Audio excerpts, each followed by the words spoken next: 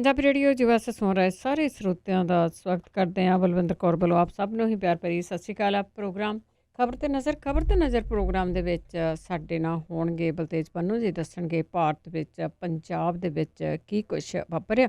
ਖਬਰਾਂ ਤੇ ਨਜ਼ਰ ਮਾਰਾਂਗੇ। ਖਬਰਾਂ ਤੋਂ ਪਹਿਲਾਂ ਧੰਨਵਾਦ ਸਾਡੇ ਸਪਾਂਸਰ ਦਾ ਜਿਨ੍ਹਾਂ ਨੇ ਇਸ ਪ੍ਰੋਗਰਾਮ ਨੂੰ ਸਪਾਂਸਰ ਕੀਤਾ, ਆਪ ਸਭ ਤੱਕ ਪਹੁੰਚਾਇਆ। ਖਾਲਸਾ ਇੰਸ਼ੋਰੈਂਸ ਏਜੰਸੀ ਸੈਰੋ ਜੇ 4082272250 ਉਹਨਾਂ ਦਾ ਫੋਨ ਨੰਬਰ ਹੈ। ਹਰ ਇੱਕ ਤਰ੍ਹਾਂ ਦੀ ਇੰਸ਼ੋਰੈਂਸ ਕਰਦੇ ਨੇ। ਸਤਨਾਮ ਸਿੰਘ ਸ਼ੇਰਗਿੱਲ ਸਲਮਾ, ਗੁਰਦੀਪ ਸਿੰਘ ਬਿਰਦੀ ਕਲੋਵਿਸ, ਜਰਨੈਲ ਸਿੰਘ ਲੈਨਬਰਡ, ਰਣਵੀਰ ਸਿੰਘ ਰਾਣਾ ਬੇਕਰਸਫੀਲਡ, ਮਨਜੀਤ ਸਿੰਘ ਦੀਵਾਨਾ, ਅਮਰਜੀਤ ਸਿੰਘ ਫਰਜ਼ਨੋ, ਚਰਨਜੀਤ ਸਿੰਘ ਪਟਵਾਲ ਜੁਬਾ ਸਿਟੀ। ਬਹੁਤ ਬਹੁਤ ਧੰਨਵਾਦ ਕਰਦੇ ਹਾਂ ਪ੍ਰੋਗਰਾਮਾਂ ਨੂੰ ਸਪਾਂਸਰ ਕਰਦੇ ਹੋ, ਸਭ ਤੱਕ ਪਹੁੰਚਾਉਂਦੇ। ਸਾਡੇ ਨਾਲ ਜੁੜ ਚੁੱਕੇ ਨੇ ਬਲਤੇਜ ਪੰਨੂ। ਸਤਿ ਸ਼੍ਰੀ ਅਕਾਲ, ਸਵਾਗਤ ਹੈ ਜੀ। ਸਤਿ ਸ਼੍ਰੀ ਅਕਾਲ ਜੀ, ਬਹੁਤ ਮਿਹਰਬਾਨੀ ਜੀ, ਧੰਨਵਾਦ। ਅਤੇ ਜੀ ਗੱਲ ਕਰਦੇ ਹਾਂ ਜਿਹੜੀ ਇਹ ਬਿਮਾਰੀ ਹੈਗੀ ਆ ਕਰੋਨਾ ਵਾਇਰਸ ਬਿਮਾਰੀ, ਉਨੀ ਕੁ ਤਾਂ ਨਹੀਂ ਜਿੰਨੀ ਕੁ ਦੁਨੀਆ ਹੈਗੀ ਆ, ਪਰ ਰੌਲੀ ਬਹੁਤ ਜ਼ਿਆਦਾ ਪਈ ਹੋਈ ਆ ਅਤੇ ਉਸ ਨੂੰ ਲੈ ਕੇ ਵੈਸੇ ਮੌਤਾਂ ਵੀ ਹੋ ਰਹੀਆਂ ਕਈ ਦੇਸ਼ਾਂ ਦੇ ਵਿੱਚ। ਤਾਂ ਇੱਕ ਹੋਰ ਮੌਤ ਹੋਈ ਆ ਦਿੱਲੀ ਦੇ ਵਿੱਚ। ਬਿਲਕੁਲ ਜੀ, ਐਕਚੁਅਲੀ ਬਹੁਤਾ ਚਰਚਾ ਤਾਂ ਇਸ ਵੇਲੇ ਦੁਨੀਆ ਭਰ ਦੇ ਵਿੱਚ ਇਹ ਤੋਂ ਬਿਨਾਂ ਕੁਛ ਹੋਰ ਹੈ ਨਹੀਂ ਗਾ ਜੀ। ਹੋਣਾ ਵੀ ਚਾਹੀਦਾ, ਜਿਵੇਂ ਇਹ ਕਿਹਾ ਜਾ ਇਹ ਮਹਾਂਮਾਰੀ ਹੈ, ਪਰ ਜੋ ਲੋਕ ਜਿਹੜਾ ਜੀ ਉਹ ਕਰ ਰਹੇ ਆ ਉਹ ਬੜਾ ਅਜੀਬੋ ਗਰੀਬ ਜਿਹੜਾ ਜੀ ਉਹ ਵਰਤਾਰਾ ਹੈ। ਕਿਉਂਕਿ ਜਿਹੜਾ ਢੋਆ ਢੁਆਈ ਜਾਰੀ ਹੈ, ਜਿੰਨੀਆਂ ਉਹਦੀਆਂ ਵੀਡੀਓਜ਼ ਆ ਰਹੀਆਂ ਨੇ, ਸਮਾਨ ਚੁੱਕ ਚੁੱਕ ਕੇ ਸਟੋਰ ਜਿਹੜੇ ਉਹ ਖਾਲੀ ਕਰ ਦਿੱਤੇ ਆ, ਜਿਵੇਂ ਉਹਨਾਂ ਦਾ ਘਰ ਬਚਣਾ ਹੋਵੇ ਤੇ ਬਾਕੀ ਸਾਰੇ ਪਰਲੋ ਆ ਜਾਣੀ ਹੋਵੇ ਜੀ। ਮਤਲਬ ਕਿ ਸਟੋਰਾਂ ਵਾਲਾ ਕੋਈ ਨਹੀਂ ਬਚਣਾ ਤੇ ਜਿਹੜੇ ਘਰ ਸਮਾਨ ਲੈ ਜਾਣਗੇ ਉਹੀ ਬਚਣੇ ਨੇ। ਇਸ ਤਰੀਕੇ ਨਾਲ ਇਹ ਢੋਆ ਢੁਆਈ ਜਿਹੜੀ ਜਾਰੀ ਹੈ, ਜਿਹਨੇ ਮੇਰਾ ਖਿਆਲ ਜ਼ਿਆਦਾ ਪੈਨਿਕ ਜਿਹੜਾ ਉਹ ਕ੍ਰੀਏਟ ਕੀਤਾ ਹੋਇਆ।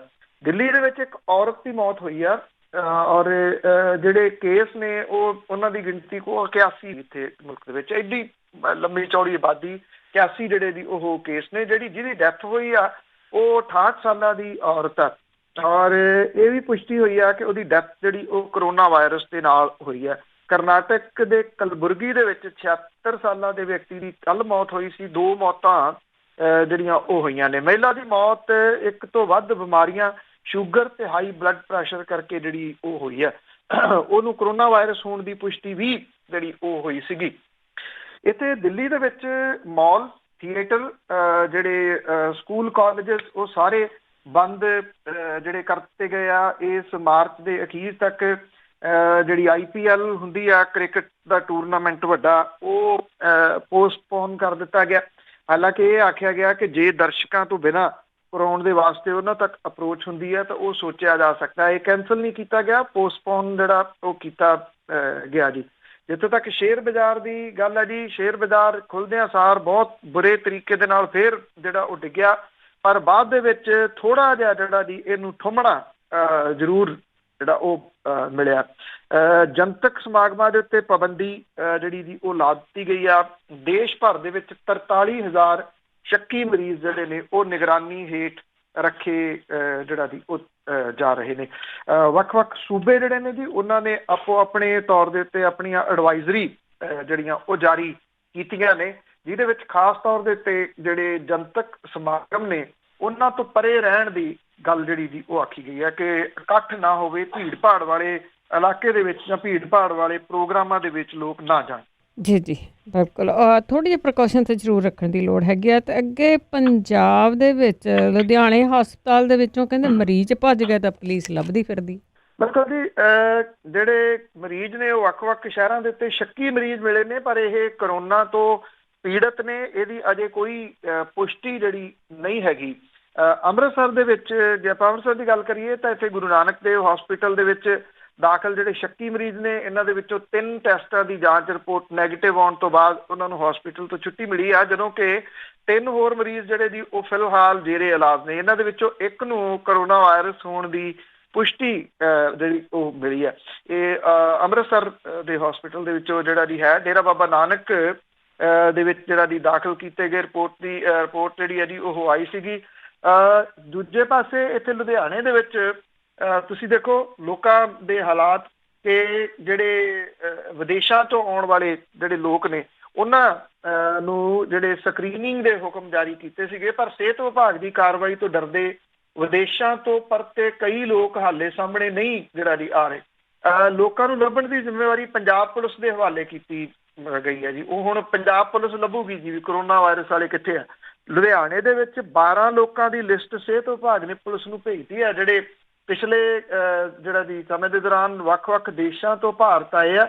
ਪਰ ਸਿਹਤ ਵਿਭਾਗ ਦੇ ਮੁਲਾਜ਼ਮਾਂ ਨੇ ਜਦੋਂ ਉਹਨਾਂ ਦੀ ਸਕਰੀਨਿੰਗ ਕਰਨ ਲਈ ਉਹਨਾਂ ਵੱਲੋਂ ਪਾਸਪੋਰਟ ਤੇ ਦਿੱਤੇ ਗਏ ਜਿਹੜੇ ਪਤੇ ਸੀ ਉੱਥੇ ਪਹੁੰਚ ਕੀਤੀ ਤਾਂ ਲੋਕੀ ਉੱਥੇ ਮੌਜੂਦ ਨਹੀਂ ਸਨ, ਔਰ ਉਹਨਾਂ ਦੀ ਭਾਲ ਦੇ ਵਾਸਤੇ ਹੁਣ ਸਿਹਤ ਵਿਭਾਗ ਨੇ ਪੰਜਾਬ ਪੁਲਿਸ ਦੀ ਮਦਦ ਤੇ ਜਿਹੜੀ ਆ ਉਹ ਮੰਗੀ ਆ। 7 ਲੋਕਾਂ ਦੇ ਨਾਮ ਪਿਛਲੇ ਸਮੇਂ ਦੌਰਾਨ 5 ਲੋਕਾਂ ਦੇ ਨਾਂ ਜਿਹੜੇ ਜੀ ਉਹ ਦਿੱਤੇ ਗਏ ਸੀਗੇ। ਕਰੋਨਾ ਵਾਇਰਸ ਦੇ ਫੈਲਣ ਤੋਂ ਬਾਅਦ ਵਿਦੇਸ਼ਾਂ ਦਾ ਦੌਰਾ ਕਰਕੇ ਇਹ ਜਿਹੜੇ ਜੀ ਉਹ ਵਾਪਸ ਆਏ ਸੀਗੇ। ਉਹ ਉੱਥੋਂ ਕਿੱਥੇ ਚਲੇ ਗਏ, ਕਿਉਂ ਜਿਹੜਾ ਜੀ ਉਹ ਡਰ ਗਏ, ਇਹ ਵੱਡੀ ਗੱਲ ਹੈ। ਜਿਹੜੀ ਮੰਨ ਲਓ ਜੇ ਤੁਹਾਡੀ ਜੇ ਕਿਸੇ ਏਅਰਪੋਰਟ ਦੇ ਉੱਤੇ ਵੀ ਉਤਰਦੇ ਆ, ਤੁਹਾਡੀ ਉਹ ਜਾਂਚ ਕਰਦੇ ਆ, ਉਹ ਤੁਹਾਡੀ ਬਿਹਤਰੀ ਦੇ ਵਾਸਤੇ ਆ। ਇਹ ਵੀ ਤਾਂ ਹੋ ਸਕਦਾ ਹੈ ਕਿ ਤੁਸੀਂ ਤੰਦਰੁਸਤ ਹੋਵੋ, ਕਿਸੇ ਹੋਰ ਤੋਂ ਜਿਹੜਾ ਜੀ ਹੋ ਜੇ। ਇਸ ਕਰਕੇ ਇਹ ਅਜੀਬ ਕਿਸਮ ਦੀ ਜਿਹੜਾ ਪੈਨਿਕ ਹੈ ਉਹ ਲੋਕਾਂ ਦੇ ਵਿੱਚ ਕ੍ਰੀਏਟ ਹੋ ਗਿਆ ਹੈ। ਸੰਗਰੂਰ ਦੇ ਵਿੱਚ 2 ਸ਼ੱਕੀ ਮਰੀਜ਼ ਜਿਹੜੇ ਜੀ ਉਹ ਮਿਲੇ ਨੇ, ਜਿਨ੍ਹਾਂ ਨੂੰ ਆਈਸੋਲੇਸ਼ਨ ਵਾਰਡ ਦੇ ਵਿੱਚ ਰੱਖਿਆ ਗਿਆ। ਇਹ ਨੇਪਾਲ ਤੋਂ ਜਿਹੜਾ ਜੀ ਦੋਨੋਂ ਪਰਤੇ ਸੀਗੇ। ਅਜੇ ਕੋਈ ਪੁਸ਼ਟੀ ਨਹੀਂ ਗੀ ਜੀ। ਫਰੀਦਕੋਟ ਦੇ ਵਿੱਚ ਵੀ 2 ਸ਼ੱਕੀ ਮਰੀਜ਼ ਜਿਹੜੇ ਜੀ ਉਹਨਾਂ ਦੀ ਸ਼ਨਾਖਤ ਹੋਈ ਆ। ਪਟਿਆਲਾ ਦੇ ਵਿੱਚ ਇੱਕ ਸ਼ੱਕੀ ਮਰੀਜ਼ ਜਿਹੜਾ ਸਾਊਦੀ ਅਰਬ ਤੋਂ ਪਰਤੀ ਇੱਕ ਔਰਤ ਸੀਗੀ 62 ਸਾਲਾ, ਉਹਨੂੰ ਸ਼ੱਕੀ ਮਰੀਜ਼ ਦੇ ਵਜੋਂ ਜਿਹੜਾ ਜੀ ਉਹ ਦੇਖਿਆ ਜਾ ਰਿਹਾ। ਸੋ ਅਜੇ ਇਹਨਾਂ ਦੀ ਪੁਸ਼ਟੀ ਨਹੀਂ ਕਿਸੇ ਦੀ ਵੀ ਜਿਹੜੀ ਦੀ ਹੋਈ, ਕਿਉਂਕਿ ਇਸ ਤਰ੍ਹਾਂ ਨਹੀਂ ਹੈ ਕਿ ਕਿਸੇ ਹਸਪੀਟਲ ਦੇ ਵਿੱਚ ਗਏ ਤੇ ਉੱਥੇ 15 ਮਿੰਟ ਬਾਅਦ 20 ਮਿੰਟ ਬਾਅਦ ਕੋਈ ਰਿਪੋਰਟ ਆ ਗਈ। ਇਹ ਜਿਹੜੇ ਸੈਂਪਲ ਨੇ ਪੁਣੇ ਭੇਜੇ ਜਾਂਦੇ ਆ ਤੇ ਉੱਥੇ ਤੁਸੀਂ ਅੰਦਾਜ਼ਾ ਲਾ ਸਕਦੇ ਹੋ ਕਿ ਇਸ ਵੇਲੇ ਜਿਵੇਂ 43,000 ਸ਼ੱਕੀ ਮਰੀਜ਼ ਨਿਗਰਾਨੀ ਦੇ ਹੇਠ ਨੇ, ਉਹਨਾਂ ਦੀਆਂ ਰਿਪੋਰਟਾਂ ਵੀ ਜਾ ਰਹੀਆਂ ਹੋਣਗੀਆਂ। ਉੱਥੇ ਵੀ ਡਿਲੇ ਜਿਹੜਾ ਜੀ ਉਹ ਹੋ ਸਕਦਾ ਹੈ। ਇਹ ਜ਼ਰੂਰੀ ਨਹੀਂ ਗਾ ਕਿ ਇਹਨਾਂ ਨੂੰ ਕਰੋਨਾ ਵਾਇਰਸ ਜਿਹੜਾ ਜੀ ਉਹ ਹੋਵੇ ਹੀ, ਪਰ ਜਿੰਨਾ ਮੁਲਕਾਂ ਦੇ ਵਿੱਚ ਇਹਦੀ ਦਸਤਕ ਜਿਹੜੀ ਦੀ ਹੈਗੀ ਆ, ਔਰ ਖਾਸ ਤੌਰ ਦੇ ਉੱਤੇ ਜੇ ਉੱਥੋਂ ਜੇ ਆ ਰਹੇ ਆ ਕੋਈ, ਤੇ ਉਹਦਾ ਟੈਸਟ ਕਰਵਾਉਣ ਦੇ ਵਿੱਚ ਕੋਈ ਹਰਜ ਜਿਹੜਾ ਜੀ ਉਹ ਨਹੀਂ ਗਾ। ਇਹ ਲੋਕ ਪਤਾ ਨਹੀਂ ਕਿਉਂ ਜੀ ਮੂਹਰੇ ਜਿਹੜਾ ਉਹ ਭੱਜੇ ਫਿਰ ਰਹੇ ਨੇ, ਔਰ ਉੱਥੇ ਆਪਣੇ ਘਰਾਂ ਤੋਂ ਹੀ ਕਿਤੇ ਹੋਰ ਜਗ੍ਹਾ ਦੇ ਉੱਤੇ ਚਲੇ ਗਏ। ਦੇਖੋ ਟੈਸਟ ਕਰਾ ਕੇ ਤਾਂ ਸਗੋਂ ਉਹਨਾਂ ਨੂੰ ਪਤਾ ਲੱਗ ਸਕਦਾ ਕਿ ਉਹ ਪ੍ਰੀਕਾਸ਼ਨ ਕਰਨ, ਪਰ ਲੁੱਕ ਕੇ ਕੀ ਬਣੂਗਾ ਇਹ ਨਹੀਂ ਸਮਝ ਲੱਗੀ। ਤਾਂ ਅੱਗੇ ਗੱਲ ਕਰਦੇ ਹਾਂ, ਪੰਜਾਬ ਦੇ ਵਿੱਚ ਜਿਹੜਾ ਬੇਮੌਸਮਾ ਮੀਂਹ ਪੈ ਰਿਹਾ ਆ, ਬਹੁਤ ਸਾਰਾ ਨੁਕਸਾਨ ਕੀਤਾ, ਬਹੁਤ ਕੁਝ ਉੱਥਰ ਪੁੱਥਰ ਹੀ ਹੋ ਗਿਆ। ਬਿਲਕੁਲ ਜੀ, ਐਕਚੁਅਲੀ 3 ਦਿਨ ਹੋ ਗਏ ਇਹਨੂੰ ਵੈਸਟਰਨ ਡਿਸਟਰਬੈਂਸ ਜਿਹੜਾ ਜੀ ਉਹਦਾ ਨਾਮ ਦਿੱਤਾ ਗਿਆ। ਵੈਸਟਰਨ ਡਿਸਟਰਬੈਂਸ ਕਿਹਾ ਜਾ ਰਿਹਾ, ਜਿਹਦੇ ਨਾਲ ਲਗਾਤਾਰ ਭਾਰੀ ਮੀਂਹ, ਤੇਜ਼ ਹਵਾਵਾਂ, ਗੜੇਮਾਰੀ ਜਿਹੜੀ ਆ ਉਹ ਹੋ ਰਹੀ ਆ। ਹਾੜੀ ਦੀ ਮੁੱਖ ਫਸਲ ਜਿਹੜੀ ਕਣਕ ਆ, ਉਹਦੇ ਸਣੇ ਬਾਕੀ ਫਸਲਾਂ ਦਾ ਵੱਡੀ ਪੱਧਰ ਦੇ ਉੱਤੇ ਨੁਕਸਾਨ ਜਿਹੜਾ ਉਹ ਹੋ ਗਿਆ। ਅਬੋਹਰ ਫਾਜ਼ਿਲਕਾ ਖੇਤਰ ਦੇ ਵਿੱਚ ਗੜੇ ਪੈਣ ਕਰਕੇ ਬਾਗਾਂ ਦਾ ਵੀ ਭਾਰੀ ਨੁਕਸਾਨ ਜਿਹੜਾ ਉਹ ਹੋਇਆ। ਜਿਹੜਾ ਬੁੱਧਵਾਰ ਤੋਂ ਸ਼ੁਰੂ ਹੋਇਆ ਮੀਂਹ ਹੈ ਜੀ, ਇਹ ਅਜੇ ਤੱਕ ਪਈ ਜਾਂਦਾ। ਅੱਜ ਦਾ ਦਿਨ ਅਜੇ ਇਹ ਮੀਂਹ ਪੈਣ ਦੀ ਗੱਲ ਜਿਹੜੀ ਕਹੀ ਗਈ ਆ। ਭੜਕ ਤੋਂ ਮੌਸਮ ਜਿਹੜਾ ਉਹ ਖੁੱਲੂਗਾ। ਫਾਜ਼ਿਲਕਾ ਜ਼ਿਲ੍ਹੇ ਦੇ ਵਿੱਚ ਕਣਕ ਤੇ ਕਿੰਨੂਆਂ ਸਣੇ ਜਿਹੜੇ ਬਾਕੀ ਬਾਗ ਨੇ, ਉਹਨਾਂ ਨੂੰ ਨੁਕਸਾਨ ਜਿਹੜਾ ਉਹ ਪਹੁੰਚਿਆ। ਰੋਪੜ ਤੇ ਨਵਾਂ ਸ਼ਹਿਰ ਦੇ ਵਿੱਚ ਗੜੇ ਪੈਣ ਦੇ ਨਾਲ ਕਣਕਾਂ ਨੂੰ ਬਹੁਤ ਭਾਰੀ ਜਿਹੜਾ ਉਹ ਨੁਕਸਾਨ ਹੋਇਆ ਜੀ। ਔਰ ਤੇਜ਼ ਹਵਾ ਵਗਣ ਕਰਕੇ ਜਿਹੜੀਆਂ ਫਸਲ ਹੈ ਇਹਨਾਂ ਦੇ ਨਾਲ ਛਿੱਟੇ ਨਿਕਲ ਆਉਂਦੇ, ਭਾਰਾ ਹੋ ਜਾਂਦਾ ਜੀ, ਉਹ ਵਿਚ ਗਈਆਂ। ਮੀਂਹ ਤੇ ਗੜਿਆਂ ਕਰਕੇ ਤਾਪਮਾਨ ਹੇਠਾਂ ਜਿਹੜਾ ਜੀ ਉਹ ਜ਼ਰੂਰ ਆ ਗਿਆ। ਪੰਜਾਬ ਦੇ ਵਿੱਚ ਪਾਰਾ ਜਿਹੜਾ ਸੀਗਾ ਜੀ ਉਹ 25-26 ਡਿਗਰੀ ਨੂੰ ਪਹੁੰਚ ਗਿਆ ਸੀਗਾ, ਪਰ ਇਹ ਦਿਨ ਦਾ ਜਿਹੜਾ ਤਾਪਮਾਨ ਹੈ ਜੀ ਉਹ 18-19 ਦੇ ਨੇੜੇ ਤੇੜੇ ਜਿਹੜਾ ਆ ਗਿਆ, ਤੇ ਰਾਤ ਦਾ ਜਿਹੜਾ ਸੀਗਾ ਜੀ ਉਹ 10-11 ਦੇ ਨੇੜੇ ਤੇੜੇ ਜਿਹੜਾ ਜੀ ਚਲੇ ਗਿਆ। ਤੁਸੀਂ ਮਤਲਬ ਕਿ ਸੋਚ ਸਕਦੇ ਹੋ ਕਿ ਸਿਆਲੂ ਦਿਨ ਜਿਹੜੇ ਉਹ ਲੱਗ ਰਹੇ ਆ। ਇਹ ਵੈਸਟਰਨ ਡਿਸਟਰਬੈਂਸ ਕਰਕੇ ਮਾਰਚ ਦੇ ਵਿੱਚ 1 ਜਾਂ 2 ਵਾਰ ਹੋਰ ਮੀਂਹ ਤੇ ਗੜੇ ਜਿਹੜੇ ਆ ਜੀ ਉਹ ਪੈ ਸਕਦੇ ਆ, ਅਜਿਹਾ ਕਿਹਾ ਗਿਆ। ਅਨੰਦਪੁਰ ਸਾਹਿਬ ਦੇ ਵਿੱਚ 26 ਮਿਲੀਮੀਟਰ ਮੀਂਹ ਜਿਹੜਾ ਜੀ ਉਹ ਪਿਆ। ਪਟਿਆਲੇ ਦੇ ਵਿੱਚ ਜਿਹੜਾ ਸੀਗਾ ਕੱਲ 12 ਮਿਲੀਮੀਟਰ ਮੀਂਹ ਪਿਆ। ਪਰਸੋਂ 26 ਮਿਲੀਮੀਟਰ ਮੀਂਹ ਜਿਹੜਾ ਉਹ ਰਿਕਾਰਡ ਪਿਆ ਸੀਗਾ। ਔਰ ਇਹ ਵੀ ਕਿਹਾ ਜਾ ਰਿਹਾ ਹੈ ਕਿ ਅਗਲੇ ਮਾਰਚ ਦੇ ਜਿਹੜੇ ਦਿਨ ਰਹਿੰਦੇ ਆ ਉਹਦੇ ਦੌਰਾਨ ਕੁਝ ਹੋਰ ਮੀਂਹ ਜਿਹੜੇ ਉਹ ਪੈ ਸਕਦੇ ਆ। ਹੁਣ ਸਵਾਲ ਇਹ ਹੈ ਕਿ ਕੁਦਰਤ ਹੈ, ਕੁਦਰਤ ਦੇ ਮੂਹਰੇ ਕਿਸੇ ਦਾ ਕੋਈ ਜ਼ੋਰ ਜਿਹੜਾ ਉਹ ਨਹੀਂ ਹੈਗਾ। ਇਹ ਵੈਸਟਰਨ ਡਿਸਟਰਬੈਂਸ ਜਿਹੜੀ ਹੈ ਉਹਦੇ ਕੀ ਕਾਰਨ ਨੇ, ਇਹਦੇ ਉੱਤੇ ਜਿਹੜੀ ਸੀ ਉਹ ਜਿਹੜੇ ਮੌਸਮ ਵਿਭਾਗ ਵਾਲੇ ਆ ਉਹ ਆਪੋ ਆਪਣੀਆਂ ਰਾਏ ਜਿਹੜੀ ਹੈ ਜੀ ਉਹ ਦੇਈ ਜਾ ਰਹੇ ਆ। ਵੈਸੇ ਇੰਨਾ ਜ਼ਰੂਰ ਹੈਗਾ ਜੀ, ਜਿਹੜੇ ਨੇਚਰ ਨੂੰ ਮੰਨਣ ਵਾਲੇ ਆ ਉਹ ਇਹ ਗੱਲ ਮੰਨਦੇ ਆ ਕਿ ਨੇਚਰ ਦੇ ਨਾਲ ਲਏ ਗਏ ਜਿਹੜੇ ਪੰਗੇ ਆ ਉਹ ਕਿਤੇ ਨਾ ਕਿਤੇ ਤਾਂ ਮਨੁੱਖ ਨੂੰ ਭੁਗਤਣੇ ਜਿਹੜਾ ਪੈਣੇ ਆ। ਜਦੋਂ ਰੁੱਖ ਲਾਉਣ ਦੀ ਗੱਲ ਆਉਂਦੀ ਹੈ ਤਾਂ ਕਹਿੰਦੇ ਸਰਕਾਰਾਂ ਲਾ ਦੇਣ। ਜਦੋਂ ਰੁੱਖ ਪਾਲਣ ਦੀ ਗੱਲ ਆਉਂਦੀ ਹੈ ਤੇ ਕਹਿੰਦੇ ਸਰਕਾਰਾਂ ਆਪੇ ਪਾਲ ਲੈਣ, ਤੇ ਜਿਹੜੀਆਂ ਸਰਕਾਰਾਂ ਨੇ ਉਹ ਵੱਢ ਕੇ ਪਹਾੜ ਜਿਹੜੇ ਦੀ ਉਹਨਾਂ ਨੂੰ ਤਰੱਕੀ ਸਮਝਦੀਆਂ ਨੇ। ਇਹ ਚੀਜ਼ਾਂ ਜਿਹੜੀਆਂ ਕੀਤੀਆਂ ਗਈਆਂ ਪਿਛਲੇ ਤਕਰੀਬਨ 1.5-2 ਦਹਾਕੇ ਦੇ ਦੌਰਾਨ ਤਾਂ ਲੋੜ ਤੋਂ ਵੱਧ ਜਿਹੜਾ ਉਹ ਕੀਤੀਆਂ ਗਈਆਂ, ਤੇ ਕਿਤੇ ਨਾ ਕਿਤੇ ਇਹ ਭੁਗਤਣਾ ਵੀ ਫਿਰ ਮਨੁੱਖ ਨੂੰ ਹੀ ਜਿਹੜਾ ਉਹ ਪੈਣਾ। ਜਿਸ ਤਰੀਕੇ ਦੇ ਨਾਲ ਇਹ ਮੀਂਹ ਤੇ ਗੜੇ ਜਿਹੜੇ ਉਹ ਪੈ ਰਹੇ ਆ, ਇੰਨੇ ਬੱਦਲ ਗੱਜਦੇ, ਇੰਨੀਆਂ ਜਿਹੜੀਆਂ ਉਹ ਘਟਾ ਨੇ, ਉਹ ਤੇ ਇੰਨੀ ਤੇਜ਼ ਹਨੇਰੀ ਜਿਹੜੀ ਜੀ ਬਹੁਤ ਘੱਟ ਵੇਖੀ ਗਈ ਹੈ। ਜਿਵੇਂ ਕਿਤੇ ਨਾ ਕਿਤੇ ਕੁਦਰਤ ਜਿਹੜੀ ਹੈ ਜੀ ਉਹ ਗੁੱਸੇ 'ਚ ਜਾਪਦੀ ਹੈ। ਜੀ ਜੀ ਜੀ ਬਿਲਕੁਲ, ਕੀਤਾ ਵੀ ਬਹੁਤ ਕੁਛ ਹੈ ਨਾ ਆਪਾਂ। ਤੇ ਅੱਗੇ ਗੱਲ ਕਰਦੇ ਹਾਂ ਨਿਰਭਇਆ ਕਾਂਡ ਤੇ। ਉਹ ਜਿਹੜੇ ਦੋਸ਼ੀ ਆ ਤੇ ਉਹ ਫਾਂਸੀ ਰੁਕਵਾਉਣ ਦੇ ਲਈ ਯਤਨ ਜਾਰੀ ਉਹਨਾਂ ਦੇ।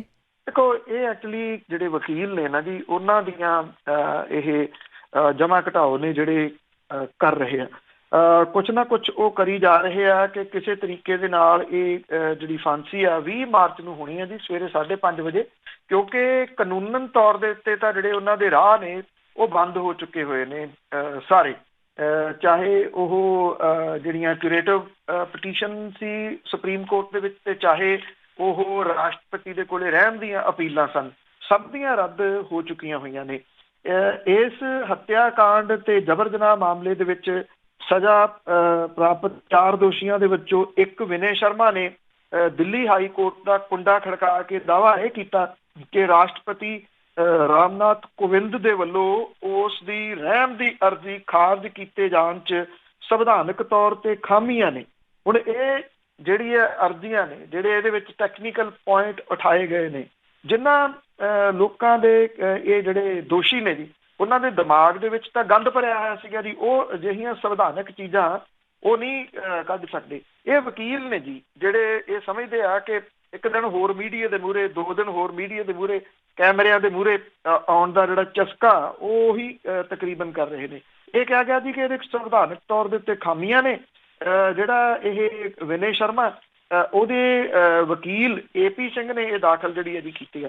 ਉਹਨੇ ਇਹ ਗੱਲ ਦੱਸੀ ਆ ਕਿ ਹਾਈ ਕੋਰਟ ਦੀ ਰਜਿਸਟਰੀ 'ਚ ਮਾਮਲੇ ਨੂੰ ਦਾਇਰ ਜਿਹੜਾ ਜੀ ਉਹ ਕੀਤਾ ਗਿਆ। ਅਰਜ਼ੀ 'ਚ ਦਾਅਵਾ ਇਹ ਵੀ ਕੀਤਾ ਗਿਆ ਕਿ ਰਾਸ਼ਟਰਪਤੀ ਦੇ ਕੋਲੇ ਭੇਜੀ ਗਈ ਦਰਖਾਸਤ ਦੇ ਵਿੱਚ ਦਿੱਲੀ ਦੇ ਗ੍ਰਹਿ ਮੰਤਰੀ ਸਤਿੰਦਰ ਜੈਨ ਦੇ ਦਸਤਖਤ ਨਹੀਂ ਸਨ। ਵੈਸੇ ਇਹ ਟੈਕਨੀਕਲ ਪੁਆਇੰਟ ਜਿਹੜੇ ਜੀ ਕੁਝ ਉਠਾ ਰਹੇ ਨੇ, ਇਹਨਾਂ ਟੈਕਨੀਕਲ ਪੁਆਇੰਟ ਦਾ ਕੋਈ ਮਾਇਨਾ ਜਿਹੜਾ ਨਹੀਂ ਹੈਗਾ, ਕਿਉਂਕਿ ਜਦੋਂ ਸੁਪਰੀਮ ਕੋਰਟ ਨੇ ਕਿਊਰੇਟਿਵ ਪਟੀਸ਼ਨ ਜਿਹੜੀਆਂ ਨੇ ਉਹ ਰੱਦ ਕਰ ਦਿੱਤੀਆਂ ਇੱਕ ਇੱਕ ਕਰਕੇ, ਰਾਸ਼ਟਰਪਤੀ ਨੇ ਰਹਿਮ ਦੀ ਅਪੀਲ ਜਿਹੜੀ ਦੀ ਉਹ ਰੱਦ ਕਰ ਦਿੱਤੀ। ਹੇਠਲੀ ਜਿਹੜੀ ਕੋਰਟ ਹੈ, ਹਾਈ ਕੋਰਟ ਜਿਹੜੀ ਆ, ਉਹ ਇਹਦੇ ਉੱਤੇ ਕਿਵੇਂ ਜਿਹੜਾ ਜੀ ਉਹ ਕਿੰਤੂ ਪਰੰਤੂ ਲਾ ਸਕਦੀ ਆ। ਪਰ ਇਹ ਹੈ ਕਿ ਜਿਵੇਂ ਮੈਂ ਕਿਹਾ ਕਿ ਜਿਹੜੇ ਵਕੀਲ ਨੇ ਉਹਨਾਂ ਨੂੰ ਜਿਹੜਾ ਇੱਕ ਚਸਕਾ ਪਿਆ ਹੋਇਆ ਨਾ ਮੀਡੀਆ ਦੇ ਆਉਣ ਦਾ, ਇਹ ਉਹਦੀ ਵਜ੍ਹਾ ਕਰਕੇ ਹੀ ਸਾਰਾ ਕੁਝ ਜਿਹੜਾ ਕਰ ਰਹੇ ਆ। ਇੱਕ ਜਿਹੜੀ ਪਾਈ ਸੀ ਇਹਨਾਂ ਨੇ ਕਿ ਦਿਮਾਗ ਦਾ ਟੈਸਟ ਜਿਹੜਾ ਜੀ ਉਹਨਾਂ ਦਾ ਕਰਾ ਲਓ, ਮਤਲਬ ਕਿ ਦਿਮਾਗੀ ਤੌਰ ਦੇ ਉੱਤੇ ਉਹ ਸਹੀ ਨਹੀਂ ਹੈਗੇ, ਉਹ ਰੱਦ ਹੋ ਗਈ। ਇੱਕ ਪਾਈ ਕਿ ਮੈਨੂੰ ਕੁੱਟਿਆ ਬਹੁਤ ਪੁਲਿਸ ਵਾਲਿਆਂ ਨੇ, ਮੇਰੇ ਤੇ ਟਾਂਕੇ ਜਿਹੜੇ ਜੀ ਉਹ ਲੱਗੇ ਆ, ਉਹ ਜਿਹੜੀ ਉਹਦੀ ਤਰੀਕ ਅਪ੍ਰੈਲ ਜਿਹੜੀ ਜੀ ਉਹ ਪੈ ਗਈ। ਮਤਲਬ ਕਿ ਅਪ੍ਰੈਲ ਤੱਕ ਇਹ ਕਿਹਾ ਕਿ ਸਰਕਾਰ ਜਿਹੜੀ ਹੈ ਜੀ ਇਹਦਾ ਨੋਟਿਸ ਦਾ ਜਵਾਬ ਦੇਵੇ, ਤੇ 20 ਮਾਰਚ ਨੂੰ ਉਹਨਾਂ ਨੂੰ ਫਾਂਸੀ ਜਿਹੜੀ ਆ ਉਹ ਹੋ ਜਾਣੀ ਹੈ। ਉਹਦੇ ਉੱਤੇ ਰੋਕ ਲੱਗਣ ਦੀ ਸੰਭਾਵਨਾ ਬਹੁਤ ਘੱਟ ਜਿਹੜੀ ਦੀ ਉਹ ਜਾਪਦੀ ਹੈ। ਵੈਸੇ ਇਹ ਆਪਣੇ ਆਪ ਦੇ ਵਿੱਚ ਰਿਕਾਰਡ ਆਏ ਕੇਸ ਕਿ ਇਹਦੇ ਵਿੱਚ 4ਥੀ ਵਾਰੀ ਡੈਥ ਵਾਰੰਟ ਜਿਹੜੇ ਆ ਜੀ ਉਹ ਜਾਰੀ ਹੋਏ ਆ। 3 ਵਾਰੀ ਜ਼ਰੂਰ ਜਿਹੜਾ ਜੀ ਇਹ ਕੈਂਸਲ ਹੋ ਗਏ, ਪਰ ਉਦੋਂ ਕੈਂਸਲ ਹੋਣ ਦੇ ਵਾਸਤੇ ਕੁਛ ਟੈਕਨੀਕਲ ਚੀਜ਼ਾਂ ਜਿਹੜੀਆਂ ਉਹ ਸਨ, ਜਿਹਦੇ ਵਿੱਚ ਕੁਛ ਦੀ 4 ਦੇ ਵਿੱਚੋਂ ਜਿਹੜੀ ਸੀ ਉਹ 3 ਦੀ ਕਿਊਰੇਟਿਵ ਪਟੀਸ਼ਨ ਜਿਹੜੀਆਂ ਦੀ ਉਹ ਪਈਆਂ ਸਨ, ਤੇ ਕੁਛ ਦੀਆਂ ਜਿਹੜੀਆਂ ਸੀਗੀਆਂ ਰਾਸ਼ਟਰਪਤੀ ਦੇ ਕੋਲੇ ਰਹਿਮ ਦੀ ਅਪੀਲ ਪਈ ਸੀ, ਜਿਹੜਾ ਕਿ ਕਾਨੂੰਨਨ ਉਹਨਾਂ ਨੂੰ ਹੱਕ ਹੈ ਉਹ ਲੈ ਸਕਦੇ ਸਨ। ਉਹ ਹੱਕ ਜਿਹੜੇ ਦੀ ਉਹ ਉਹਨਾਂ ਦੇ ਖਤਮ ਹੋ ਚੁੱਕੇ ਹੋਏ ਨੇ ਜੀ। ਪਰ ਦੇਖੋ ਲਮਕਾਉਂਦੇ ਕਿੰਨਾ ਆ, ਬੜੀ ਦੇਰ ਤੋਂ ਲਮਕ ਰਿਹਾ। ਅੱਗੇ ਗੱਲ ਕਰਦੇ ਹਾਂ ਪੰਜਾਬ ਪੁਲਿਸ ਦੀ। ਕੋਈ ਇਹਨਾਂ ਨੂੰ ਬੁੱਚੜ ਕਹਿੰਦਾ, ਕੋਈ ਕੁਛ ਕਹਿੰਦਾ ਆ, ਪਰ ਹੁਣ ਫਿਰ ਇੱਕ ਵਾਰੀ ਅਕਰੂਪ ਚਿਹਰਾ ਆ ਜਿਹੜਾ ਇਹਨਾਂ ਦਾ ਉਹ ਸਾਹਮਣੇ ਆ। ਇੱਕ ਨੌਜਵਾਨ ਨੇ ਖੁਦਕੁਸ਼ੀ ਕੀਤੀ। ਸੰਗਰੂਰ ਦਾ ਵਿਅਕਤੀ ਹੈ ਜੀ, ਜਿਹਨੇ ਕੋਈ ਜ਼ਹਿਰੀਲੀ ਚੀਜ਼ ਖਾ ਕੇ ਆਪਣੀ ਜ਼ਿੰਦਗੀ ਜਿਹੜੀ ਜੀ ਉਹ ਖਤਮ ਕੀਤੀ ਹੈ। ਉਹਨੇ ਖੁਦਕੁਸ਼ੀ ਕਰਨ ਤੋਂ ਪਹਿਲਾਂ ਆਪਣੇ ਮੋਬਾਈਲ ਦੇ ਉੱਤੇ ਇੱਕ ਵੀਡੀਓ ਬਣਾ ਕੇ ਸੰਗਰੂਰ ਪੁਲਿਸ ਦੇ CIA ਸਟਾਫ ਦੇ 2 ਪੁਲਿਸ ਮੁਲਾਜ਼ਮਾਂ ਦੇ ਉੱਤੇ ਤੰਗ ਪਰੇਸ਼ਾਨ ਕਰਨ ਦੇ ਦੋਸ਼ ਜਿਹੜੇ ਉਹ ਲਾਏ ਨੇ। ਇੱਥੇ ਇੱਕ ਔਰਤ ਹੈ, ਇੱਥੇ ਗੜਸ਼ੰਕਰ ਦੀ ਗੱਲ ਹੈ ਕੱਲ੍ਹ ਦੀ ਜੀ, ਉਹ ਔਰਤ ਨੇ, ਉਹਦਾ ਪਤੀ ਜਿਹੜਾ ਵੀ ਲੱਭ ਨਹੀਂ ਰਿਹਾ ਕੁਝ ਦਿਨਾਂ ਤੋਂ, ਉਹਨੇ ਜਿਹੜੀ ਪੁਲਿਸ ਦੇ ਕੋਲੇ ਸ਼ਿਕਾਇਤ ਦਰਜ ਕਰਾਉਣੀ ਸੀ, ਉਹ ਸ਼ਿਕਾਇਤ ਦਰਜ ਕਰਨ ਦਾ 2000 ਰੁਪਇਆ ਉਹਦੇ ਤੋਂ ਲੈ ਲਿਆ ਜੀ। ਮੁੜ ਕੇ ਜਿਹੜੇ ਜੈ ਕਿਸ਼ਨ ਅਰੋੜੀ ਨੇ ਉੱਥੇ ਉਸ ਏਰੀਏ ਦੇ, ਉਹਨਾਂ ਨੇ ਜਿਹੜਾ ਨਾਲ ਜਾ ਕੇ ਸਟਿੰਗ ਆਪਰੇਸ਼ਨ ਉਹਦਾ ਕੀਤਾ, ਉਹਦੀ ਜੇਲ੍ਹ ਦੇ ਵਿੱਚੋਂ ਪੈਸੇ ਜਿਹੜੇ ਉਹ ਕਢਵਾਏ। ਮਤਲਬ ਕਿ ਜਿਹੜਾ ਗਰੀਬ ਬੰਦਾ ਜੀ, ਜੇ ਉਹ ਪੁਲਿਸ ਦੇ ਕੋਲੇ ਜਾਂਦਾ ਤੇ ਉਹਨੂੰ ਉੱਥੇ ਹਰ ਚੀਜ਼ ਦੇ ਪੈਸੇ ਜਿਹੜੇ ਉਹ ਦੇਣੇ ਪੈਂਦੇ ਆ, ਚਾਹੇ ਉਹਨੇ ਕੋਈ ਸ਼ਿਕਾਇਤ ਦਰਜ ਕਿਉਂ ਨਾ ਕਰਵਾਉਣੀ ਹੋਵੇ। ਲੋਕ ਥਾਣਿਆਂ ਤੋਂ ਡਰਨ ਲੱਗ ਗਏ ਜੀ, ਜਿਹਦੇ ਕਰਕੇ ਜਿਹੜੇ ਕ੍ਰਿਮੀਨਲ ਟਾਈਪ ਦੇ ਲੋਕ ਨੇ ਜੀ, ਉਹਨਾਂ ਦਾ ਮੂੰਹ ਪੈ ਗਿਆ। ਇਹ ਵੀ ਬੰਦੇ ਨੇ ਜਿਹੜਾ ਜੀ ਵੀਡੀਓ ਦੇ ਵਿੱਚ ਇਹੀ ਕਿਹਾ ਕਿ ਪੁਲਿਸ ਉਹਨੂੰ ਡਰਾ ਕੇ ਉਹਦੇ ਤੋਂ ਪੈਸੇ ਜਿਹੜੇ ਲੈ ਰਹੀ ਸੀ। ਇਹ ਕਹਿੰਦੀ ਸੀ ਨਹੀਂ ਤਾਂ ਅਸੀਂ ਤੇਰੇ ਖਿਲਾਫ ਕੇਸ ਜਿਹੜਾ ਜੀ ਉਹ ਦਰਜ ਕਰ ਦਿਆਂਗੇ। ਇਹ ਸੋਮਦੱਤ ਵਿਅਕਤੀ ਜਿਹਨੇ ਖੁਦਕੁਸ਼ੀ ਕੀਤੀ ਹੈ। CIA ਸਟਾਫ ਸੰਗਰੂਰ ਦੇ ਬਹਾਦਰ ਸਿੰਘ ਵਾਲਾ ਦੇ 2 ਪੁਲਿਸ ਮੁਲਾਜ਼ਮਾਂ ਦੇ ਉੱਤੇ ਉਹਨੂੰ ਝੂਠੇ ਕੇਸ ਦੇ ਵਿੱਚ ਫਸਾਉਣ ਲਈ ਪਰੇਸ਼ਾਨ ਕਰਨ ਤੇ 2 ਵਾਰੀ ਨਜਾਇਜ਼ ਤੌਰ ਦੇ ਉੱਤੇ CIA ਸਟਾਫ ਲਿਜਾ ਕੇ ਕਰੰਟ ਲਾਉਣ ਦੇ ਦੋਸ਼ ਜਿਹੜੇ ਜੀ ਉਹ ਲਾਏ। ਉਹ ਕਹਿੰਦਾ ਮੈਂ ਆਪਣੀ ਕਾਰ ਗਹਿਣੇ ਧਰ ਕੇ 75,000 ਰੁਪਏ ਉਹਨਾਂ ਨੂੰ ਦਿੱਤੇ, ਪਰ ਹੁਣ ਮੈਨੂੰ ਪਰੇਸ਼ਾਨ ਫੇਰ ਕੀਤਾ ਜਾ ਰਿਹਾ, ਜਿਹਦੇ ਕਰਕੇ ਮੈਂ ਮਰਨਾ ਚਾਹੁੰਦਾ, ਇਹਨਾਂ ਨੂੰ ਸਖਤ ਸਜ਼ਾ ਮਿਲੇ। ਤੇ ਉਹਨੇ ਇਹ ਵੀ ਕਿਹਾ ਕਿ ਇਹ ਵੀਡੀਓ ਜਿਹੜੀ ਹੈ ਜੀ ਉਹ ਉੱਚ ਅਫਸਰਾਂ ਤੱਕ ਤੇ ਸਰਕਾਰ ਤੱਕ ਜਿਹੜੀ ਜੀ ਉਹ ਪਹੁੰਚੇ। ਇਹ ਜਿਹੜਾ ਵਿਅਕਤੀ ਸੀਗਾ ਜੀ, ਉਹਦੇ ਪਿਓ ਨੇ ਸੰਗਰੂਰ, ਉਹਨੇ ਕਿਹਾ ਕਿ ਪੁਲਿਸ ਕੋਲੇ ਦਰਜ ਕਰਵਾਏ ਬਿਆਨਾਂ ਦੇ ਵਿੱਚ ਉਹਨੇ ਕਿਹਾ ਕਿ ਉਹਦਾ ਜਿਹੜਾ ਮੁੰਡਾ ਸੀਗਾ 37 ਸਾਲਾਂ ਦਾ, ਉਹ ਕਾਰ ਡਰਾਈਵਰੀ ਕਰਦਾ ਸੀਗਾ।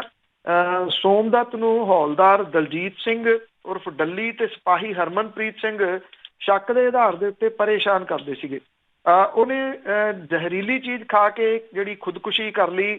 ਉਹਨੂੰ ਹਸਪੀਟਲ ਲੈ ਕੇ ਗਏ, ਜਿੱਥੋਂ ਡਾਕਟਰਾਂ ਨੇ ਉਹਨੂੰ ਅੱਗੇ ਰੈਫਰ ਕਰ ਦਿੱਤਾ ਜੀ, ਪਰ ਉਹਨੂੰ ਬਚਾਇਆ ਨਹੀਂ ਜਿਹੜਾ ਜਾ ਸਕਿਆ। ਔਰ ਉਹਨੇ ਇਹਦੇ ਵਿੱਚ ਵੀਡੀਓ 'ਚ ਕਿਹਾ ਕਿ ਇਹਨਾਂ ਪੁਲਿਸ ਮੁਲਾਜ਼ਮਾਂ ਤੋਂ ਤੰਗ ਆ ਕੇ ਉਹ ਖੁਦਕੁਸ਼ੀ ਜਿਹੜੀ ਕਰ ਰਿਹਾ। ਜਿਹੜੇ DSP ਹੈ ਜੀ, ਉਹ ਕਹਿੰਦਾ ਜੀ ਕਿ ਮਾਮਲਾ ਦਰਜ ਕਰ ਲਿਆ ਤੇ ਇਹਦੀ ਜਾਂਚ ਜਿਹੜੀ ਆ ਉਹ ਜਾਰੀ ਹੈ। ਜਦੋਂ ਉੱਥੋਂ ਦੀ ਪੁਲਿਸ ਹੀ ਜਿਹੜੀ ਦੀ ਉਹ ਜਾਂਚ ਕਰੂਗੀ ਤੇ ਉਹਨੇ ਆਉਂਦੇ ਦਿਨਾਂ ਦੇ ਦੌਰਾਨ ਇਹਨਾਂ ਪੁਲਿਸ ਮੁਲਾਜ਼ਮਾਂ ਨੂੰ ਕਲੀਨ ਚਿੱਟ ਜਿਹੜੀ ਆ ਉਹ ਦੇ ਹੀ ਦੇਣੀ ਆ। ਪਰ ਇਹ ਆ ਕਿ ਜਿਹੜਾ ਵਿਅਕਤੀ ਖੁਦਕੁਸ਼ੀ ਕਰ ਗਿਆ ਜ਼ਹਿਰੀਲੀ ਚੀਜ਼ ਖਾ ਕੇ, ਉਹ ਤਾਂ ਮੁੜ ਕੇ ਵਾਪਸ ਨਹੀਂ ਆਉਣਾ ਜੀ। ਬਿਲਕੁਲ ਜੀ, ਮਾਪਿਆਂ ਦਾ ਪੁੱਤਰ ਗਿਆ। ਤੇ ਅੱਗੇ ਗੱਲ ਕਰਦੇ ਹਾਂ ਮੱਧ ਪ੍ਰਦੇਸ਼ ਦੇ ਵਿੱਚ ਜੋ ਪੋਲੀਟੀਕਲ ਡਰਾਮਾ ਚੱਲ ਰਿਹਾ ਆ, ਉਸ ਦੀ ਸਥਿਤੀ ਕਿਸ ਤਰ੍ਹਾਂ ਆ? ਦੇਖੋ, ਬੜੇ ਅਜੀਬੋ ਗਰੀਬ ਜਗ੍ਹਾ ਦੇ ਉੱਤੇ ਇਸ ਵੇਲੇ ਖੜਾ।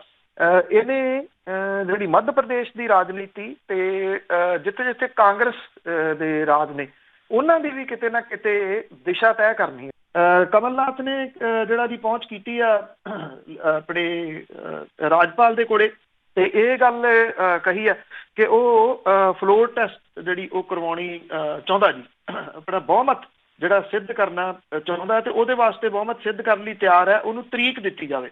ਭਾਜਪਾ ਦੇ ਉੱਤੇ ਦੋਸ਼ ਇਹ ਲਾਇਆ ਗਿਆ ਕਿ ਕਾਂਗਰਸ ਦੇ 22 ਵਿਧਾਇਕਾਂ ਨੂੰ ਉਹਨੇ ਕਿਤੇ ਕੈਦ ਕਰਕੇ ਜਿਹੜਾ ਰੱਖਿਆ ਹੋਇਆ, ਔਰ ਵਿਧਾਨ ਸਭਾ ਦੇ ਵਿੱਚ ਬਹੁਮਤ ਸਾਬਤ ਕਰਨ ਦਾ ਉਹ ਸਵਾਗਤ ਜਿਹੜਾ ਜੀ ਉਹ ਕਰੂਗਾ। ਬਜਟ ਇਜਲਾਸ 16 ਮਾਰਚ ਤੋਂ ਸ਼ੁਰੂ ਹੋਣ ਜਿਹੜਾ ਜਾ ਰਿਹਾ।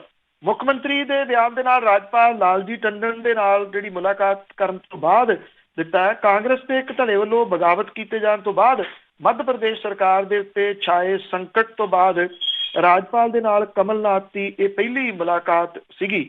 ਉਹਨੇ 3 ਸਫ਼ਿਆਂ ਦੀ ਇੱਕ ਚਿੱਠੀ ਵੀ ਰਾਜਪਾਲ ਨੂੰ ਜਿਹੜੀ ਸੌਂਪੀ ਹੈ, ਜਿਹਦੇ ਵਿੱਚ ਭਾਜਪਾ ਦੇ ਉੱਤੇ ਖਰੀਦੋ ਫਰੋਖਤ ਦਾ ਦੋਸ਼ ਜਿਹੜਾ ਉਹ ਲਾਇਆ ਗਿਆ।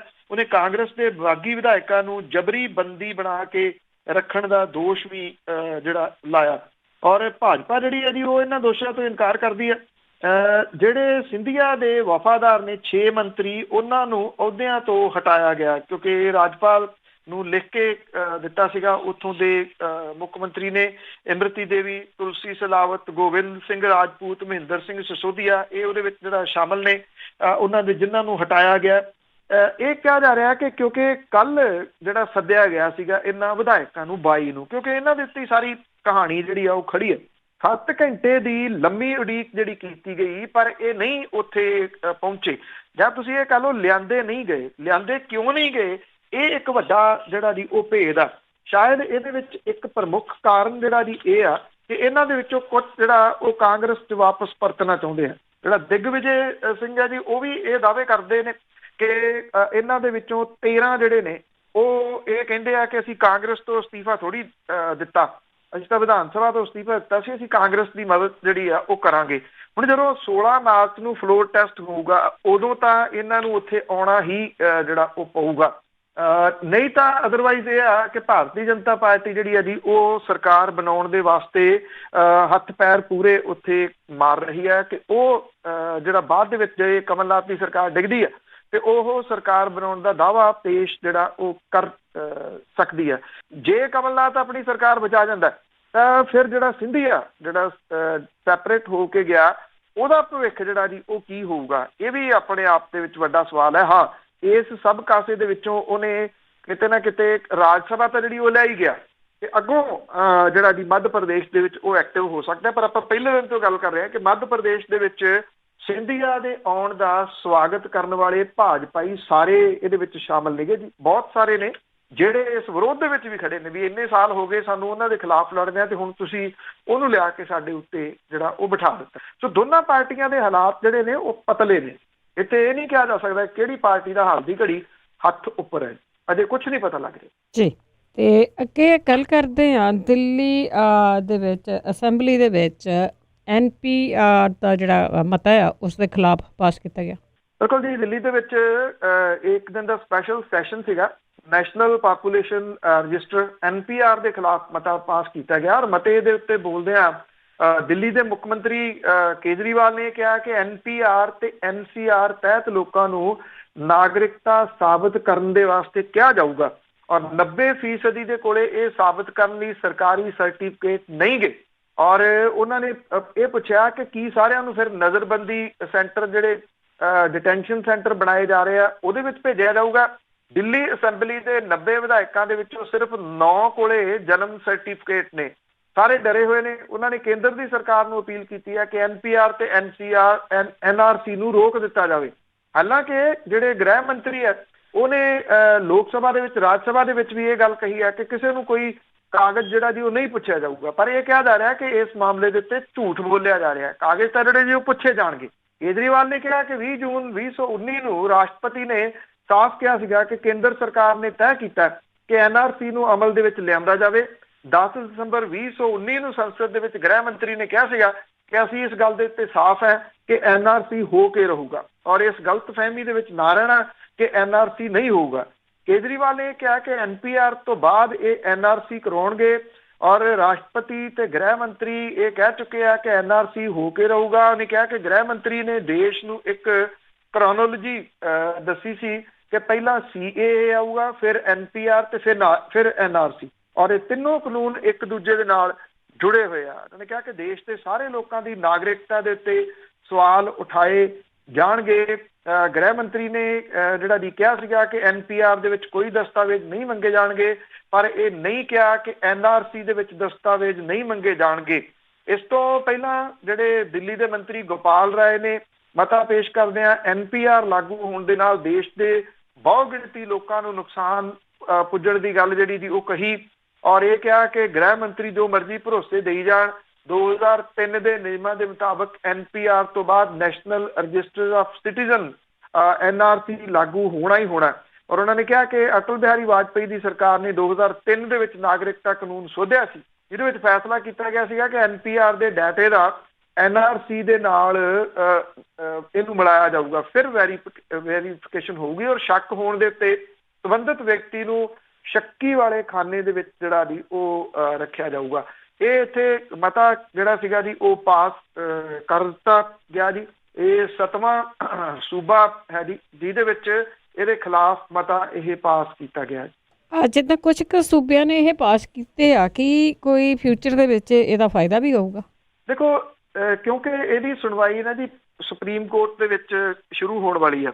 ਉੱਥੇ ਜਦੋਂ ਸੂਬਿਆਂ ਦੇ ਵੱਲੋਂ ਪਾਸ ਕੀਤੇ ਗਏ ਮਤੇ ਜਿਹੜੇ ਨੇ ਇਹਨਾਂ ਦੇ ਬਹੁਤ ਮਾਇਨੇ ਹੋਣਗੇ ਜੀ। ਕੁਝ ਲੋਕ ਇਹ ਕਹਿੰਦੇ ਆ ਕਿ NPR NRC ਜਾਂ CAA ਜਿਹੜੀ ਆ ਉਹ ਸੈਂਟਰ ਦੇ ਕਾਨੂੰਨ ਨੇ, ਇਹਦੇ 'ਚ ਕੋਈ ਸ਼ੱਕ ਨਹੀਂ ਉਹ ਸੈਂਟਰ ਦੇ ਕਾਨੂੰਨ ਨੇ, ਉਹ ਲਾਗੂ ਜਿਹੜੇ ਉਹ ਕਰਨੇ ਪੈਣੇ ਆ। ਪਰ ਜਦੋਂ ਵਿਧਾਨ ਸਭਾ ਜਿਹੜੀ ਚੁਣੇ ਹੋਏ ਲੋਕਾਂ ਦੀ ਨੁਮਾਇੰਦਗੀ ਕਰਦੀ ਆ ਉਹ ਕਿਸੇ ਚੀਜ਼ ਦੇ ਵਿਰੋਧ ਦੇ ਵਿੱਚ ਖੜਦੀ ਆ ਤੇ ਉਹ ਅਦਾਲਤ ਦੇ ਵਿੱਚ ਬਹੁਤ ਜਿਹੜੇ ਦੀ ਉਹ ਮਾਇਨੇ ਉਹਦੇ ਹੁੰਦੇ ਆ। ਤੇ ਅਦਾਲਤ ਦੇ ਵਿੱਚ ਜਦੋਂ ਇਹ ਕੇਸ ਲੜਿਆ ਜਾਊਗਾ CAA ਜਿਹੜਾ ਆ ਤੁਸੀਂ ਦੇਖਣਾ ਜੀ, ਨੋਟ ਕਰ ਲੈਣਾ, ਇਹ ਖੜੂਗਾ ਨਹੀਂ ਜੇ ਸੁਪਰੀਮ ਕੋਰਟ ਦੇ ਵਿੱਚ ਪ੍ਰੋਪਰ ਜਿਹੜੀ ਉਹ ਸੁਣਵਾਈ ਹੁੰਦੀ ਆ ਤਾਂ, ਕਿਉਂਕਿ ਇਹ ਗੈਰ ਕਾਨੂੰਨੀ ਹੈ ਜੀ। ਜਦੋਂ ਉਹ ਨਹੀਂ ਖੜੂਗਾ ਫਿਰ ਸਾਰਿਆਂ ਨੂੰ ਠੱਲ ਜਿਹੜੀ ਉਹ ਪਊਗੀ। ਉੱਥੇ ਇਹ ਚੀਜ਼ਾਂ ਜਦੋਂ ਵਕੀਲ ਲਾਉਣਗੇ ਕਿ ਆਹ ਦੇਖੋ ਇੰਨੇ ਸੂਬੇ ਨੇ, ਇੰਨੀ ਉਹਨਾਂ ਦੀ ਪਾਪੂਲੇਸ਼ਨ ਹੈ, ਜੇ ਉਹ ਉੱਥੋਂ ਦੀਆਂ ਸਰਕਾਰਾਂ ਨੇ, ਲੋਕਲ ਸਰਕਾਰਾਂ ਨੇ ਮਤੇ ਜਿਹੜੇ ਉਹ ਪਾਸ ਕੀਤੇ ਆ, ਤੇ ਇਹਦਾ ਕੁਛ ਨਾ ਕੁਛ ਜਿਹੜੇ ਦੀ ਉਹ ਮਾਇਨੇ ਆ, ਇਹਨੂੰ ਸੁਪਰੀਮ ਕੋਰਟ ਕਮ ਸੇ ਕਮ ਇਗਨੋਰ ਨਹੀਂ ਕਰ ਸਕਦੀ। ਚਲੋ ਇੰਨੇ 'ਚ ਤਾਂ ਹੋਊਗਾ ਨਾ, ਕੋਈ ਬੋਲਿਆ ਤਾਂ ਸਹੀ, ਕਿਸੇ ਨੇ ਜ਼ਬਾਨ ਖੋਲੀ ਸੀ। ਅੱਗੇ ਗੱਲ ਕਰਦੇ ਰਾਜ ਸਭਾ ਦੇ ਵਿੱਚ ਵੀ ਵੱਧ ਰਹੀ ਆਬਾਦੀ ਦਾ ਮਤਾ।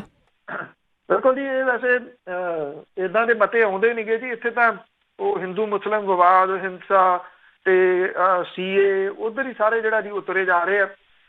ਆਬਾਦੀ ਤੇ ਘਟ ਰਹੇ ਸਰੋਤਾਂ ਦੇ ਮੱਦੇਨਜ਼ਰ ਜਿਹੜਾ ਸੀਗਾ ਜੀ, ਰਾਜ ਸਭਾ ਦੇ ਵਿੱਚ ਇੱਕ ਕਾਨੂੰਨ ਬਣਾਉਣ ਦੀ ਮੰਗ ਜਿਹੜੀ ਆ ਜੀ ਉਹ ਉੱਠੀ ਆ। ਭਰਤਨਾਥ ਯਾਦਵ ਹੈ, ਉਹਨੇ ਇਹ ਮੰਗ ਜਿਹੜੀ ਕੀਤੀ ਆ ਕਿ ਆਬਾਦੀ ਵਿਸਫੋਟ ਕਾਰਨ ਸਰੋਤਾਂ ਦੇ ਉੱਤੇ ਦਬਾਅ ਵਧਿਆ, ਜਿਹਦੇ ਕਰਕੇ ਬੇਰੁਜ਼ਗਾਰੀ ਵਧੀ ਆ ਔਰ ਹਰ ਪਾਸੇ ਭੀੜ ਜਿਹੜੀ ਉਹ ਵਿਖਾਈ ਦੇ ਰਹੀ ਆ। ਸਾਲ 1951 ਦੇ ਵਿੱਚ ਦੇਸ਼ ਦੀ ਆਬਾਦੀ 10 ਕਰੋੜ 38 ਲੱਖ ਸੀ, ਜਿਹੜੀ ਸਾਲ 11 ਦੇ ਵਿੱਚ ਵੱਧ ਕੇ 121 ਕਰੋੜ ਹੋ ਗਈ। ਸਾਲ 2025 ਤੱਕ ਮੁਲਕ ਦੀ ਆਬਾਦੀ 150 ਕਰੋੜ ਤੱਕ ਪਹੁੰਚਣ ਦੀ ਉਮੀਦ ਹੈ। ਔਰ ਇਹ ਕਿਹਾ ਗਿਆ ਕਿ ਜਦੋਂ ਇੰਨੀ ਆਬਾਦੀ ਵੱਧ ਰਹੀ ਹੈ ਤੇ ਸਰੋਤ ਜਿਹੜੇ ਨੇ ਉਹ ਘਟੀ ਜਾ ਰਹੇ ਆ। ਸਰਕਾਰ ਨੂੰ ਆਬਾਦੀ ਕੰਟਰੋਲ ਕਰਨ ਦੇ ਵਾਸਤੇ ਕਾਨੂੰਨ ਬਣਾਉਣਾ ਚਾਹੀਦਾ।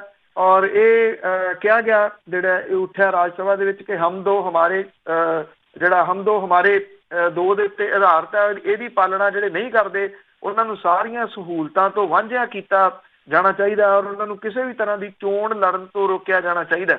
ਯਾਦਵ ਜੀ ਨੇ ਇਹ ਮਾਮਲਾ ਉਠਾਇਆ, ਇਹ ਕਿਹਾ ਕਿ ਇੱਥੇ ਸ਼ੁੱਧ ਪੀਣ ਵਾਲਾ ਪਾਣੀ ਮੁਹੱਈਆ ਕਰਵਾਉਣਾ ਵੀ ਸੰਭਵ ਨਹੀਂਗਾ, ਜਦੋਂ ਕਿ ਆਬਾਦੀ ਜਿਹੜੀ ਹੈ ਜੀ ਉਹ ਇੰਨੀ ਵੱਧ ਚੁੱਕੀ ਹੋਈ ਆ ਕਿ ਪੀਣ ਵਾਲਾ ਪਾਣੀ ਮਿਲਣਾ ਨਹੀਂਗਾ। ਇਹਦੇ ਨਾਲ ਆਬਾਦੀ ਕਰਕੇ ਬੇਰੁਜ਼ਗਾਰੀ ਦੇ ਉੱਤੇ ਜ਼ਿਆਦਾ ਅਸਰ ਹੈ ਔਰ ਵੱਖ-ਵੱਖ ਭਲਾਈ ਸਕੀਮਾਂ ਲਈ ਸਰੋਤ ਜਿਹੜੇ ਦੀ ਉਹ ਹੈ ਨਹੀਂਗੇ। ਦੇਖੋ ਇਹ ਮੰਗ ਤਾਂ ਬਹੁਤ ਜਿਹੜੀ ਉਹ ਸਹੀ ਹੈ, ਕਿਉਂਕਿ ਆਬਾਦੀ ਹੀ ਅਸਲ ਦੇ ਵਿੱਚ ਵੱਡੀ ਸਮੱਸਿਆ ਜਿਹੜੀ ਆ ਉਹ ਲੋਕਾਂ ਦੇ ਵਾਸਤੇ ਬਣ ਰਹੀ ਹੈ। ਪਰ ਅਜਿਹੇ ਜਦੋਂ ਮੁੱਦੇ ਉਠਾਏ ਜਾਂਦੇ ਆ ਨਾ ਜੀ, ਉਹ ਅਕਸਰ ਹੀ ਤੁਸੀਂ ਇਹ ਕਹਿ ਲਓ ਕਿ ਅੱਖੋਂ ਪਰੋਖੇ ਇਸ ਕਰਕੇ ਕਰ ਦਿੱਤੇ ਜਾਂਦੇ ਆ ਵੀ ਇਹ ਸਿਆਸਤ ਦੇ ਵਾਸਤੇ ਜਿਹੜੇ ਕੁਝ ਲੋਕ ਜਿਹੜੇ ਕਾਬਜ਼ ਨੇ ਉਹਨਾਂ ਦੇ ਜਿਹੜਾ ਜੀ ਉਹ ਫਿੱਟ ਨਹੀਂ ਬਹਿੰਦੇ। ਫਿੱਟ ਇਸ ਕਰਕੇ ਨਹੀਂ ਬਹਿੰਦੇ ਕਿ ਵਧੀ ਹੋਈ ਆਬਾਦੀ ਦੇ ਵਿੱਚੋਂ ਬਹੁਤ ਸਾਰੇ ਲੋਕਾਂ ਜਿਹੜੇ ਨੇ ਉਹ ਸਿੱਖਿਆ ਤੋਂ ਵਾਂਝੇ ਰਹਿੰਦੇ ਆ। ਜਦੋਂ ਸਿੱਖਿਆ ਤੋਂ ਵਾਂਝੇ ਰਹਿੰਦੇ ਆ ਤੇ ਉਹ ਲੋਕ ਸਵਾਲ ਨਹੀਂ ਕਰਦੇ। ਸਵਾਲ ਨਾ ਕਰਨਾ ਤੇ ਉਹਨਾਂ ਨੂੰ ਰਾਜਨੀਤੀ ਦੇ ਵਿੱਚ ਜਿਹੜਾ ਜੀ ਉਹ ਕੁਝ ਵੀ ਉਹਨਾਂ ਤੋਂ ਕਰਵਾਇਆ ਜਾ ਸਕਦਾ, ਭਾਵ ਕਿ ਜਿੱਧਰ ਉਹ ਚਾਹੁਣ ਵੋਟਾਂ ਜਿਹੜੀਆਂ ਉਹ ਪਵਾਈਆਂ ਜਾ ਸਕਦੀਆਂ ਨੇ।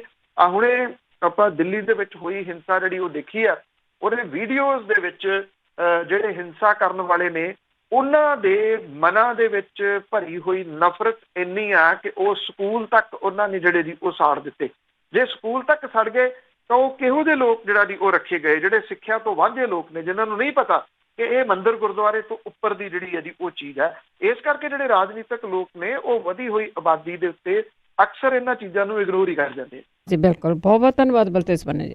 ਮਿਹਰਬਾਨੀ ਜੀ, ਧੰਨਵਾਦ। ਸਤਿ ਸ਼੍ਰੀ ਅਕਾਲ। ਸਤਿ ਸ਼੍ਰੀ ਅਕਾਲ ਜੀ। ਤੇ ਸਰੋਤੇ ਇਸ ਤਰ੍ਹਾਂ ਬਲਤੇਜ ਪੰਨੂ ਜੀ ਸਾਡੇ ਨਾਲ ਜੁੜਦੇ ਕਰਦੇ ਖਬਰ। ਇਸੇ ਦੇ ਨਾਲ ਸਾਡਾ ਅੱਜ ਦਾ ਬੁਲਟਨ ਹੈ ਤੇ ਸਮਾਪਤ। ਬਲਵਿੰਦਰ ਕੌਰ ਵੱਲੋਂ ਵੀ ਆਪ ਸਭ ਨੂੰ ਪਿਆਰ ਭਰੀ ਸਤਿ ਸ਼੍ਰੀ ਅਕਾਲ।